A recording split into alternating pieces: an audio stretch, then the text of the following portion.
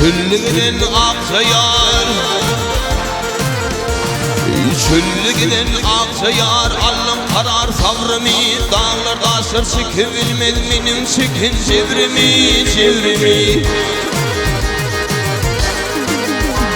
Eytim senin el vermen, kaçıp yürmen doğru mu? Bütün akşam düşümde, böyle benim kuşumda, gördüm seni karşımda, yefir eden aksa-yar. Hemen dağı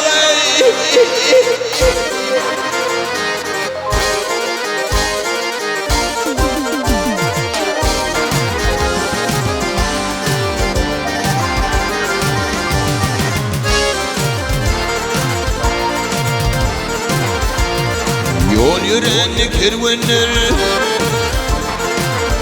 ah yol yüreni kervanlar, kapıl yerde yatma yar, çölle giden mergenler, senle menem atma yar. Üstümdeki ağır yüklerimin başımdan ötmeyer. Canım edip fidaya, yalvarıp ben Hudaya, ömrüm geçirdim daya, sana diyen